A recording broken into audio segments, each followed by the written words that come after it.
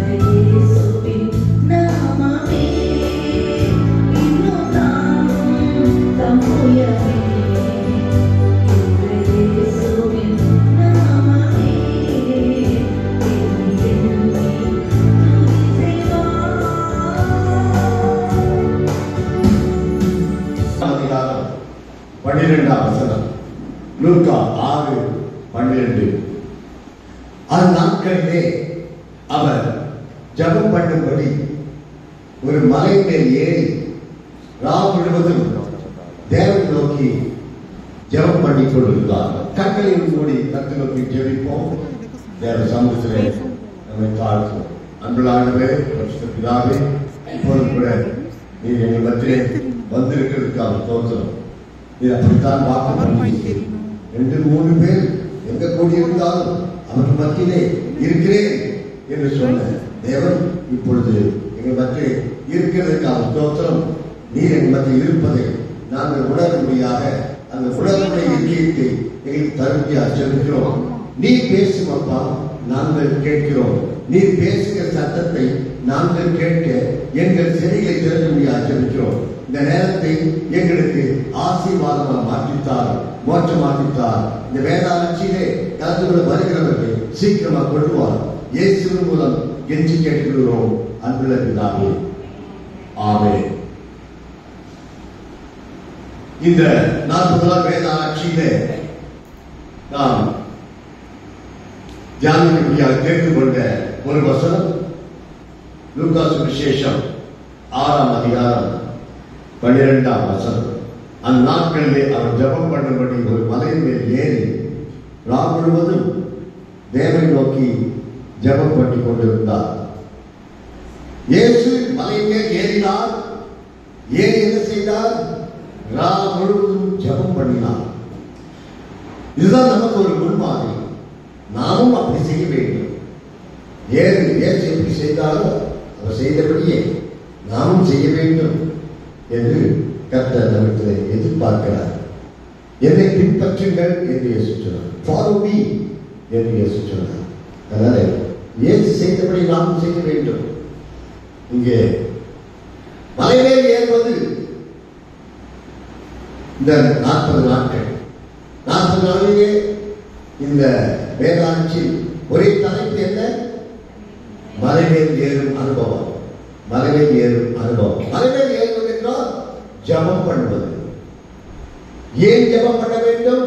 ஏன் ஜெபிக்கிறோம்? கர்த்தரை நாம் நெருங்க வேண்டும். கர்த்தரோடு உறவாட வேண்டும், உரையாட வேண்டும், சஞ்சரிக்க வேண்டும். அதற்காக நாம் ஜெபிக்கிறோம்.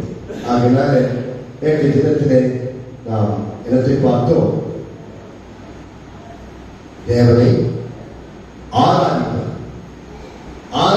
ஆராதனை, உண்மையான ஆராதனை எது என்பதை குறித்து நேற்று தியானித்தோம். இன்றைக்கு யாத்திரையாகலாம்.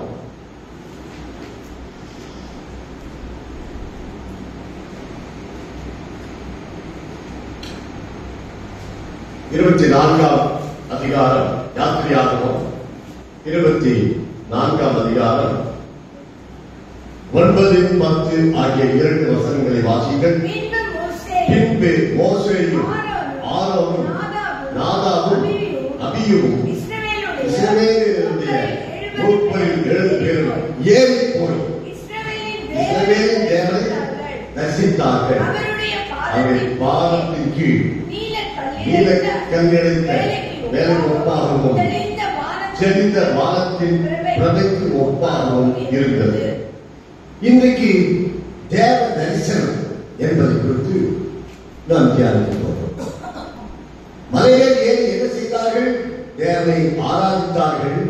தேவனை ஆராதிக்கும் போது தேவ தரிசனம், தேவனை அவர்கள் தரிசித்தார்கள். அதுக்காக நாம் ஆலயத்துக்கு எதற்காக வருகிறோம்? தேவனை ஆராதிக்க வருகிறோம். தேவனை ஆராதிப்பது என்றால் என்ன? தேவனோடு உறவு, ஐக்கியம், அவரை நாம் தரிசிக்க வேண்டும்.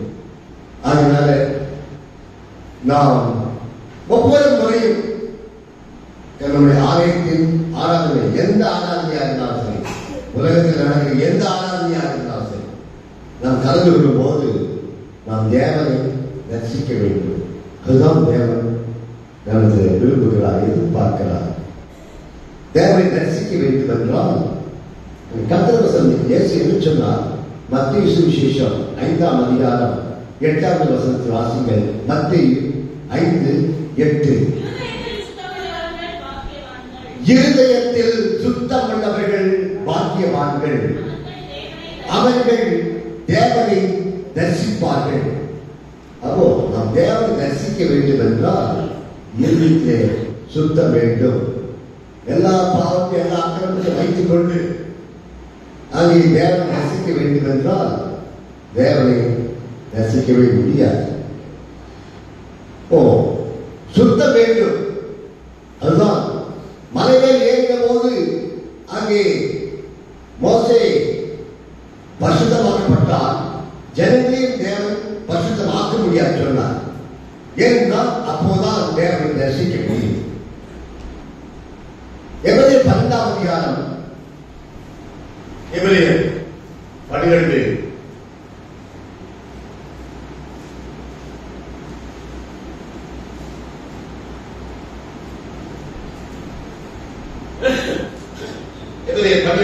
14ஆம் வசனத்தை வாசிங்கள்.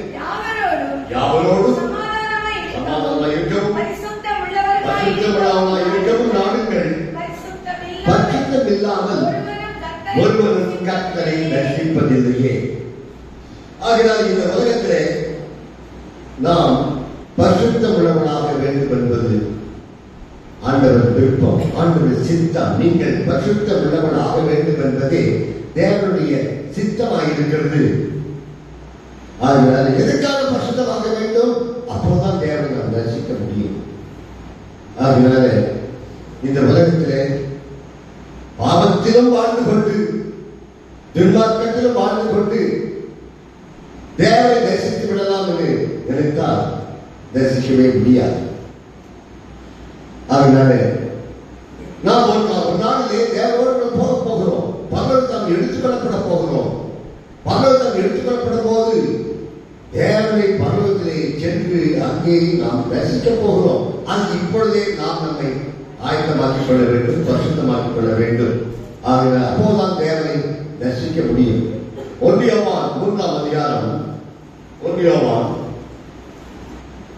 3ஆம் அதிகாரம் 2ஆம் வசனத்தை வாசியுங்கள். பிரியமானவர்களே, இப்பொழுது தேவனுடைய பிள்ளைகளாக இருக்கிறோம். இனி எவ்விதமாய் இருப்போம் என்று இன்னும் வெளிப்படவில்லை.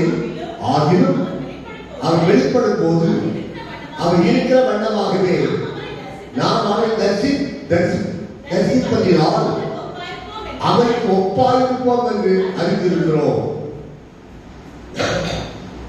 நாம் தேவனை தரிசிக்க போகிறோம். இயேசு வருவார் மறுபடியும். ஆண்டவர் சொன்னார், நான் வந்து மறுபடியும் உங்களை அழைத்து சென்றேன். வருவார். வரும்போது நாம் அவரை தரிசிக்க வேண்டும். அவரை தரிசிக்க வேண்டும் என்றால் நாம் பரிசுத்தமாக இருக்க வேண்டும். அந்த 1 தெசலோனிக்கேயர் அதை நாம் என்ன வாசிக்கிறோம்? 1 தெசலோனிக்கேயர் 5ஆம் அதிகாரம் 23ஆம் வசனம். சமாதானத்தின் தேவன் தாமே உங்களை முற்றிலும் பரிசுத்தமாக்குவாராக. ஆவி, ஆத்மா, சரீரம் முழுவதும் நம்முடைய கர்த்தராகிய இயேசு கிறிஸ்து வரும்போது குற்றமற்றதாக இருக்கும்படி காக்கப்படுவதாக. ஆகினாலே நம்முடைய தேவன் பரிசுத்தமுள்ள தேவன். ஆகினாலே அவருடைய பிள்ளைகளாக இருக்கக்கூடிய நாம் பரிசுத்தமாக இருக்க வேண்டும் என்று விரும்புகிறார். ஆகினால் அப்போதான் தேவனை தரிசிக்க முடியும். தேவ தரிசனம். கர்த்தரை நாம் தரிசிக்க வேண்டும். நாம் ஒரு நாள் அவரை சந்திக்க போகிறோம், அவரை தரிசிக்க போகிறோம். அப்படி தரிசிக்க வேண்டும் என்றால் நாம் இப்பொழுதே நாம் பரிசுத்தமாக நம்மை காத்துக் கொள்ள வேண்டும். எந்த அசுத்தமான காரியங்களும் நம்மை அண்டாதபடிக்கு, நாம் கரைபடாதபடிக்கு அதிக ஜாக்கிரதையாக நாம் வாழ வேண்டும். நம்முடைய வாழ்க்கையிலே தேவ தரிசனம். மோசே மலை மேல் ஏறினான், தேவனை தரிசித்தான். அங்கே நாம் கூட தேவன் எதற்காக ரட்சித்தார்? தேவன் நம்மை ரட்சித்ததுக்கு நோக்கம் வந்து அவரை தரிசிக்க வேண்டும். ஏனால் அவரை பார்க்க முடியாது. பாவம் தடையாயிருக்கு. பாவத்தோடு அவரை சந்திக்க முடியாது. கர்த்தருடைய வசனம் என்ன சொல்கிறது? ஏசாயா 59ஆம் அதிகாரம் 2ஆம் வசனத்தை வாசி. ஏசாயா 59 2ஐ வாசியுங்கள். உங்கள் அக்கிரமங்களே உங்களுக்கும் உங்கள் தேவனுக்கும் நடுவாக பிரிவினை உண்டாக்குகிறது. உங்கள் பாவங்களே அவர் உங்களுக்கு செவிடாதபடிக்கு அவருடைய முகத்தை உங்களுக்கு மறைக்கிறது. பாவம் நம்மை பிரிக்கிறது. தேவனை தரிசிக்க முடியாதபடிக்கு பாவம் நம்மை தடுக்கிறது, குறுக்கே நிற்கிறது. பாவம் மறைக்கிறது, அவரை தரிசிக்க முடியாது. ஆகினாலே ஆண்டவர் ரட்சிக்கிறார். அதற்காக தான் ரட்சித்தார். இஸ்ரவேல் ஜனங்களை எதற்காக ரட்சித்தார்? தேவனை தரிசிக்க. ஆனால் அடிமைத்தனத்தில் இருந்து கொண்டே தேவனை தரிசிக்க முடியாது. அங்கிருந்து எகிப்தில் இருந்து அவர்கள் விடுதலையாக வர வேண்டும். எகிப்தின் அடிமைத்தனத்திலிருந்து மோசேயை கொண்டு அவர்கள் விடுதலையாக்கப்பட்டு அற்புதமாக நிச்சயமாக வனாந்தரத்திலே வழிநடத்தப்பட்டுக் கொண்டு வந்தார்கள். எதற்காக? அங்கே மோசே பார்வோனிடத்திலே சொன்னது என்னவென்றால், நாங்கள் போய் எங்கள் தேவனை ஆராதிக்க வேண்டும், நாங்கள் எங்கள் தேவனை பலி கொடுக்க வேண்டும், எங்கள் தேவனுக்கு நாங்கள் பண்டிகை கொண்டாட வேண்டும். மோசே பார்வோனிடத்தில் சொன்ன தேவன் சொல்ல சொன்ன வார்த்தைகள் இவைகள் தான். தேவனை ஆராதிக்க வேண்டும் என்றால் அங்கே விடுவிக்க வேண்டும். விடுதலை அடையாமல் எகிப்திலே உட்கார்ந்து கொண்டிருந்தால் அங்கே தேவனை ஆராதிக்க முடியாது, தேவனை தரிசிக்க முடியாது, விடுதலையாக்கப்பட வேண்டும். அதனால பாவத்திலிருந்து விடுதலை அடைய வேண்டும், விடுதலை அடைய வேண்டும். யாராக இருந்தாலும் சரி, பாவத்திலிருந்து விடுதலை அடையாமல் தேவனை தரிசிக்கவே முடியாது. எந்த ஒரு பாவத்துக்கும் நாம் அடிமையாக இருக்கவே கூடாது. எந்த ஒரு சின்ன பாவத்துக்கும் கூட நம்ம ஒருவரும் அடிமையாக இருக்கவே கூடாது. எல்லா பாவங்களிலும் ஆண்டவர் நம்மை விடுவிக்கிறார். ஆண்டவருக்கு நாம் பாவங்களை அறிக்கையிடும் பொழுது ஒன்று பாவத்தை மட்டும் அவர் மன்னிக்கிறதில்லை, ஒன்று பாவங்கள் மற்றது நமக்கு விடுதலையை கொடுப்பதில்லை. எல்லா பாவங்களிலும் இருந்து விடுவிக்கிறார். தன் பாவங்களை மறைக்கிறவன் வாழ்வடைய மாட்டான், அவைகளை அறிக்கை செய்து விட்டு விடுகிறவனோ இறக்கப்படுவார். நம்முடைய பாவங்களை நாம் அறிக்கையிட்டால் பாவங்களை நமக்கு மன்னித்து எல்லா அநியாயத்தையும் ஒன்று மறுத்தாங்க எல்லா அநியாயத்தையும் நீக்கி நம்மை சுத்திகரிப்பதற்கு அவன் உண்மையும் நீதி உள்ளவராயிருக்கிறார். இயேசு கிறிஸ்துவின் ரத்தம் சகல பாவங்களை நீக்கி நம்மை சுத்திகரிக்கும் என்று வேண்டுகிறது. சுத்தமாக பரிசுத்தமாக்குகிறார். எதற்காக பரிசுத்தமாக்குகிறார்? அப்பதான் தரிசிக்க முடியும். தேவன் ஒருவரும் வாசம் பண்ணக்கூடாத ஒளியிலே வாசம் பண்ணுகிறது. ஒளி என்றால் பரிசுத்தத்தை குறிக்கிறது, இருள் பாவத்தை குறிக்கிறது. பாவத்தோடு ஒளியும் இருள் ஒன்றை சேர முடியாது. பாவத்தோடு தேவனுக்கு நெருங்க முடியாது. ஆக நாம் பரிசுத்தமானால்தான் அவன் தேவனை சந்திக்க முடியும், தரிசிக்க முடியும். ஆகையால் ஆண்டவர் நம்முடைய வாழ்க்கையில பரிசுத்தமாக இருக்க வேண்டும் என்று விரும்புகிறார். தேவன் உங்களை அசுத்தத்திற்கு அல்ல, பரிசுத்தத்துக்கே அழைத்தார். இன்னைக்கு அநேகர் என்ன நினைக்கிறார்கள்? எவ்வளவு பாவம் செய்து கொண்டே இருக்கலாம், எவ்வளவு பாவம் செய்தாலும் ஆண்டவர் மன்னிக்கிறார் தான். அதனால் பாவம் செய்து கொண்டே இருக்கலாம் என்று அர்த்தம் அல்ல. நம்முடைய வாழ்க்கையிலே தேவனுக்கு பிரியமாக வாழ ஒப்புக்கொள்கிறோம். எல்லா பாவங்களிலிருந்தும் தேவன் நம்மை விடுவிக்கிறார். எந்த ஒரு சின்ன பாவத்துக்கு கூட நாம் அடிமையாக இருக்கவே கூடாது. தவறுகள் நேரிடலாம். அநேக நேரங்களிலே நாம் தவறுகிறோம். ஆகிய நாம் அநேக விஷயங்களிலே தவறுகிறோம். நாம் தவறுகிறோம். இந்த உலகத்தில் இருக்கிறவருக்கும் தவறுதல் அவன் அறியாமல் அங்கே தவறுதல் நேரிடும். ஆனால் அது கட்டாயம் அல்ல, அவசியமாக நாம் தவறித்தான் ஆக வேண்டும் என்பதல்ல. தவறவே கூடாது. ஒருவேளை தவறலாம்,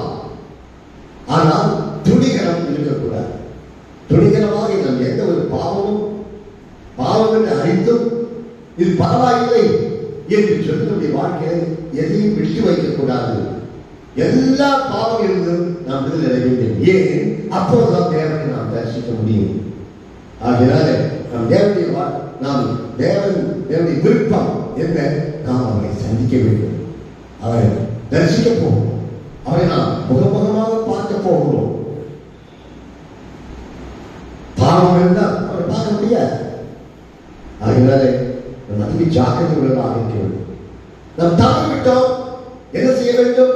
ஐயோ என்று கதற வேண்டும். ஐயோ ஆண்டவரே, நான் தவறிவிட்டேன், ஆண்டவரே என்னை மன்னியும், ஆண்டவரே இப்படி ரத்தத்தாலே என்னை கழுவும் ஆண்டவரே என்று சொல்லி தேவனத்திலே ஒப்புரவாகி நாம் நம்மை எப்போதும் பரிசுத்தவான்களாக காத்துக்கொள்ள வேண்டும். நமக்கு பேர் வேதம் நம்ம தேவனுடைய பிள்ளைகள் என்று சொல்லுகிறது, நீதிமான்கள் என்று சொல்லுகிறது, நாம் விசுவாசிகள் என்று வேதம் கூறுகிறது, நாம் பரிசுத்தவான்கள் என்று வேதம் கூறுகிறது.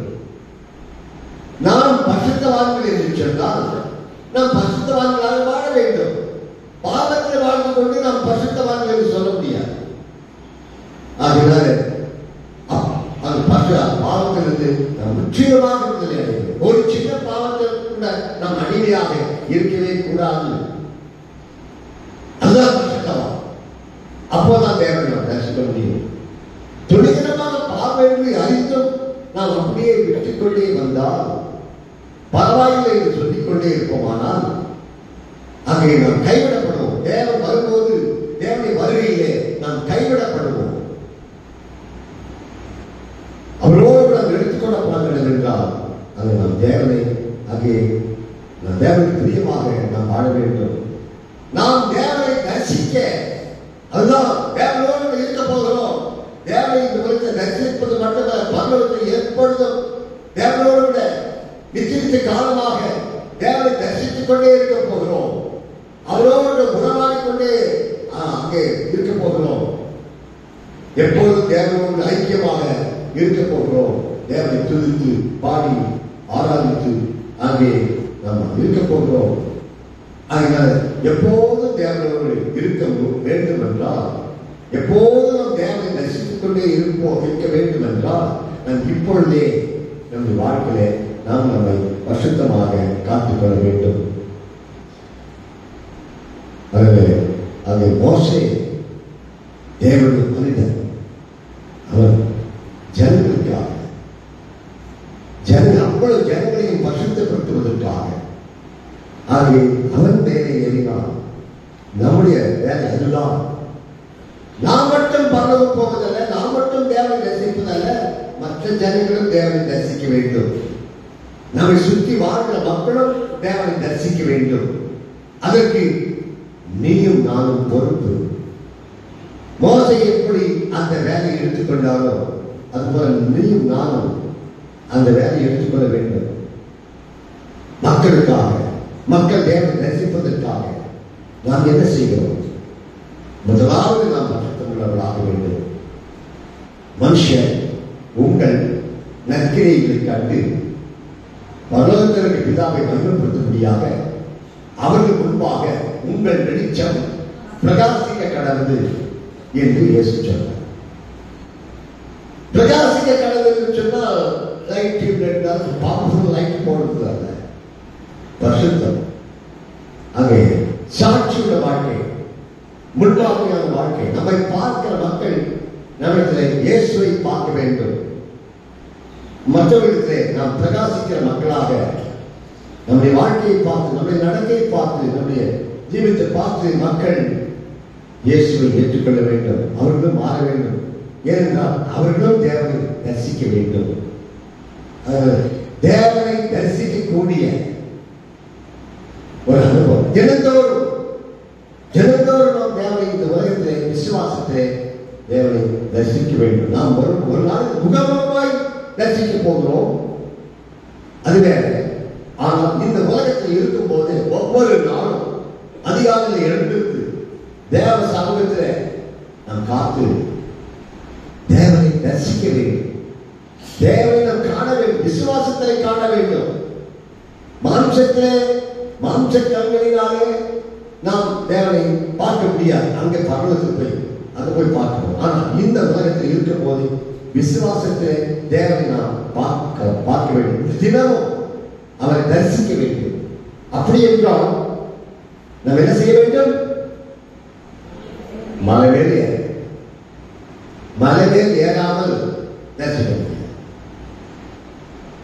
மலை மேல் ஏறுவது என்றால் ஜபம் வேதம்.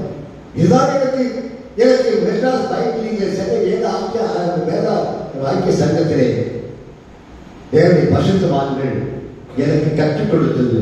அதுதான் அதை நான் பிடித்துக் கொண்டேன். இந்த உலகத்திலே நாம் அசுத்தப்படுத்தக்கூடிய காரியம் அநேகம் வரும். ஒரு நாள் நீ பாவத்தை தேடி சென்றாய், நீ இப்பொழுது தேவனை பிள்ளையா மாறிவிட்டாய், நீ ரட்சிக்கப்பட்டு விட்டாய். ஆனால் இப்பொழுது பாவம் உன்னை தேடி வரும். வீட்டு வாசல் வந்து நிற்கும், வீட்டு பிள்ளைவை உடைந்துவிடும். நீதான் எதிர்த்து நிற்க வேண்டும். நான் தேவனை பிள்ளை, வேண்டாம் வேண்டாம், இந்த அசுத்தம் எனக்கு தேவையில்லை என்று முதலில் தள்ள வேண்டும். ஆகினாலே நாம் அசுத்தமாய்க்கொண்டே இருக்க வேண்டும். அப்போதுதான் தேவனை தரிசிக்க முடியும். அதனால நாம் அசுத்தர்களாக பிசாசு நம்மை மாற்றும்படியாக பல சந்தர்ப்பங்களை, பல சூழ்நிலைகளை நாம் பாவம் செய்யக்கூடிய சந்தர்ப்பங்களை பிசாசு உண்டாக்குவார். நாம் தான் எதிர்த்திருக்க வேண்டும். அது நம்முடைய வேலை. எதிர்த்திருக்க வேண்டிய வேலை நம்முடைய வேலை. பிசாசுக்கு எதிர்த்து நில்லுங்கள், அப்பொழுது அவன் உங்களை விட்டு ஓடி போவான் என்று சொல்கிறார். அதனால நம்முடைய வாழ்க்கையை தேவனை தரிசிக்க வேண்டும். ஒரு தேவனுடைய மனிதன் இருந்தால் அவர் பெயர் புஷ்பநாதன். 40 நாள் கிருஷ்ணா மாறின நாட்கள் வடபடி சிஎஸ்சி சபைக்கு தான் சென்று கொண்டிருந்தோம். அப்பொழுது அந்த சபையில் ஒரு தேவனுடைய மனிதன் இருந்தார். அவர் பெயர் புஷ்பநாதன். அவர் இந்துவாக இருந்தார். அவர் மெய்யான தேவனை கண்டுபிடிக்க வேண்டும். உண்மையான தேவன் யார் என்று கண்டுபிடிக்க வேண்டும் என்று எங்கெங்கோ அலைந்தாராம், எங்கெங்கோ தேடி இருந்தாராம்.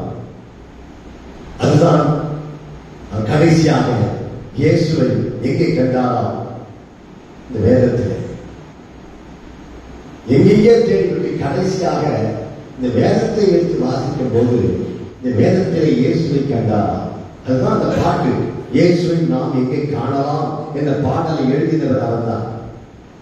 அங்கே எங்கெங்கோ தேடி தெரிந்து விட்டு எங்கேயும் உண்மையான தேவனை கண்டுபிடிக்க முடியவில்லை, இயேசுவை காண முடியவில்லை. ஆனால் வேதத்தை எடுத்து வாசிக்கும் போது, தியானிக்கும் பொழுது இயேசுவை காண முடியும். ஒவ்வொரு நாளும் வேதத்தை எடுத்து வாசிப்பதிலும் ஜெபம் பண்ணுவதிலும் நேரத்தை செலவிடும் போது நாம் இயேசுவை தரிசிக்கிறோம். இந்த பைபிளில் ஆதியாகமத்திலேயே இயேசுவை பார்க்கலாம். ஆதியாகமத்திலிருந்து வெளிப்படுத்தல் வரைக்கும் இயேசுவை பார்க்கலாம், இயேசுவை தரிசிக்கலாம். அந்த விசுவாசம். அதனால நாம் வேதத்தை வாசிப்பதிலும் தியானம் பண்ணுவதிலும் ஜெபம் பண்ணுவதிலும் மறக்கவே கூடாது. நம் நேரத்தை அப்படி செலவிடும் போது சொல்லப்படி எப்படி ஒரு செட்டை பறவை 2 செட்டை அடுத்து மேல உயர செல்லுகிறதோ அதுபோல் ஒவ்வொரு கிறிஸ்தவர்களும் அங்கே வேதத்தை வாசிப்பதிலும் ஜெபம் பண்ணுவதிலும் உயர செல்வதென்றால் பரிசுத்தத்தின் மேல் பரிசுத்தம், மகிமை மேல் மகிமை அடைந்து அங்கே தேவனை தரிசிக்க போவோம், அந்த அனுபவத்தை அடைய போவோம். ஆகினால நாம் எப்பொழுதும் தேவனை ஒவ்வொரு நாளும் தரிசிக்கிறோம். என்னைக்கோ ஒரு நாள் நான் இயேசுவை பார்த்தேன், அதனால் சென்றார். ஒவ்வொரு நாள் இயேசுவை தரிசி, இயேசு முகத்தை பார்த்துட்டு போ. வெளியே போன இயேசுவை சந்திக்காமல், இயேசுவை தரிசிக்காமல் வெளியே எந்த வேலையும் போகாதே. தேவ சமூகத்தை நீ காத்து. அதனால என்னுடைய வாழ்க்கை ஒவ்வொரு நாளும் நான் அப்படித்தான் வேதத்தை வாசித்து ஜெபம் பண்ணாமல் நான் வெளியே எங்கேயுமே போவது கிடையாது. அப்பொழுதுதான் ஏனென்றால் நம்ம அநேக அசுத்தங்கள் நம்மை கலைப்படுத்துகிறது. அநேக பிசாசு பல அங்கே கண்ணிகளை நம்ம வைத்திருக்கிறான். நாம் பாவம் செய்யும்படியாக பலவிதமான காரியங்களை வைத்திருக்கிறான். அதனாலே நாம் கரைப்பட்டு விடுகிறோம். இந்த உலகத்திற்கு கரைப்பட்டு விடுகிறோம். அதுக்கு வேதத்தை வாசிப்பதிலும் ஜெபம் பண்ணுவதிலும் தேவனுடைய சமூகத்திலே நேரத்தை செலவிட்டுக் கொண்டிருக்கும் பொழுது நாம் பரிசுத்தமாய்க்கொண்டே இருப்போம். தேவனை தரிசிப்போம். தேவனை தரிசிக்கக்கூடிய ஒரு அனுபவம் நமக்கு ஒரு நாள் என்றைக்கும் ஒவ்வொரு நாளும் நமக்கு இருக்க வேண்டும். நான் கூட இந்துவாக இருக்கும் போது என் சொந்த இந்த வடபழனி தான். இந்த வடபழனியில் இந்துவாக இருக்கும் போது என் அப்பா இந்துவாக இருக்கும் போது எனக்கு சொல்லிக் கொடுத்த ஒரு காரியம் என்னவென்றால், அப்பா நீ பணக்காரன் ஆகணும்னு ஆசைப்படாத, பக்தி ஆகணும்னு ஆசைப்பட. ஏனென்றால் எங்க அப்பா சொன்னாரு, மோட்சம் ஒண்ணு இருக்குது, நரகம் ஒண்ணு இருக்குது. நரகத்தில் நெருப்பு எரிக்கணும், நரகத்துக்கு போகக்கூடாது. மோட்சத்துல சந்தோஷமா இருக்கும், அந்த இடத்துக்கு நான் போகணும் அப்படின்னா நான் பக்தி ஆகணும். அவ்வளவுதான் அவருக்கு தெரிஞ்சது. அவர் சொல்லிக் கொடுத்தாரு. அதுக்காகத்தான் நான் எவ்வளவு மணிக்கணக்காக இங்க இருக்கிற கோவில் இருக்கலாம், எங்கெங்கெல்லாம் சென்று இந்து கோவில், வடபழனி அந்த கோவில், ஈஸ்வரன் கோவில், இன்னும் மற்ற அநேக இந்து கோவிலெல்லாம் போய் உட்கார்ந்து கொண்டு மணிக்கணக்காக கடவுள்களை வேண்டிக் கொண்டிருந்தேன். எந்த தெய்வமும் என்னை மாற்றி அமைக்கவில்லை. ஆனால் 1969 டிசம்பர் மாதம் மெட்ராஸ் பைபிள் லீகில் சென்ற போது அங்கே ஒரு தேவனுடைய மனிதன் பிரசங்கம் பண்ணினார். அந்த பிரசங்கத்தை கேட்கும் போது கத்தையோடு திட்டவட்டமாக தெளிவாக பேசினார். அதில் கூட்டத்தில் ஒப்பு கொடுத்து அங்கே 2 மணிக்கு 1969 டிசம்பர் 7ஆம் தேதி மத்தியானம் 2 மணி, இயேசு என் வாழ்க்கையில் ஒரு புதிய ஒரு சந்தோஷம் தாங்க முடியல, அடக்க முடியல. அவ்வளவு ஒரு சந்தோஷம் ஆண்டவர் தந்தா. இயேசு உள்ளத்தில் வந்தார். அன்னைக்கு ராத்திரி அங்கே 17ஆம் நம்பர் பஸ் பிடிச்சி சிந்தாதிரிப்பேட்டையிலிருந்து வடபழனி பஸ்ல ஏறி வருகிறேன். பஸ்ல வரும்போதே பஸ்ல உட்கார்ந்து கொண்டிருக்கும் பொழுதே பரிசுத்த ஆவியானவர் நிரப்பினார். அந்த பஸ்ல அந்த சந்தோஷத்தை என்னால் தாங்க முடியவில்லை, அடக்க முடியவில்லை. பஸ்ல இருக்கும்போது கையை தட்டி பாட்டு பாட ஆரம்பிச்சுட்டேன். அந்த பஸ் விட்டு இறங்கி எங்க வீட்டுக்கு நடந்து போக என்னால் சாதாரணமாக நடக்க முடியல. துள்ளி குதிக்கிறேன். அந்த சத்தத்தை அடக்க முடியவில்லை.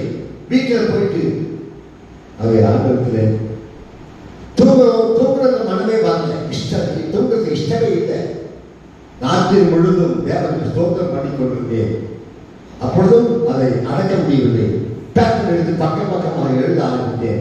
இயேசு எப்படி என் வாழ்க்கையை மாற்றினார், இயேசு எப்படி என் பாவனை மன்னித்தார், இயேசு எப்படி என் இடத்துக்கு வந்தார், இயேசு எப்படி எனக்கு சந்தோஷத்தை தந்திருக்கிறார் என்ற அந்த அனுபவங்களை ஒரு 7 பக்கம் எழுதினேன். அதை நான் எழுதி ஒரு காரியம், ஒரு வார்த்தை என்னவென்றால், ஆண்டவரே நான் இவ்வளவு காலமாக கடவுளை கண்ணாக பார்க்க வேண்டும் என்றெல்லாம் சொல்லிக் கொண்டிருந்தேன். இப்பொழுது நான் பார்க்கவில்லை. ஆனால் என் இதயத்திலே நான் உணர்ந்து கொண்டேன், அறிந்து கொண்டேன். நீ எடுத்து வந்தது என்று நன்றாக தெரிந்தாண்டவே, இது போதும் ஆண்டவரே என்று அதை எழுதினேன். காற்றை பார்க்க முடியுமா? காற்றை பார்க்க முடியாது. ஆனால் அந்த காற்று நம்ம அடிப்பதை நம்மால உணர முடிகிறது. அது கடலை பார்க்க முடியாது. ஆனால் நாம் உணரும், வாழ்க்கையை அனுபவிக்க முடியும், அதை தேவனை தரிசிக்க முடியும். அதுதான் தேவனை தரிசி விசுவாசத்திலே தேவனை தரிசிக்கக்கூடிய அனுபவம். ஆகையால் நாம் தேவனை தரிசிக்க வேண்டும் என்று விரும்புகிறோம். ஒவ்வொரு நாளும் தினமும் அதிகாலை எழுந்திருந்து எந்த வேலைக்கு போவதற்கு முன்பாக, எதையும் செய்வதற்கு முன்பாக நாம் வேதத்தை எடுத்து வாசிப்பதிலும், வாசித்து தியானம் பண்ணுவதிலும், ஜபம் பண்ணுவதிலும் நேரத்தை செலவிடுங்கள். நீங்கள் இயேசுவை பார்க்கலாம், இயேசுவை தரிசிக்கலாம். இயேசு நாம் தினந்தோறும் தரிசிப்போம். தன்னை மூடி கற்று நோக்கி நாம் ஜபம் பண்ணுவோம். தேவ சமூகத்திலே நம்மை தாழ்த்துவோம்.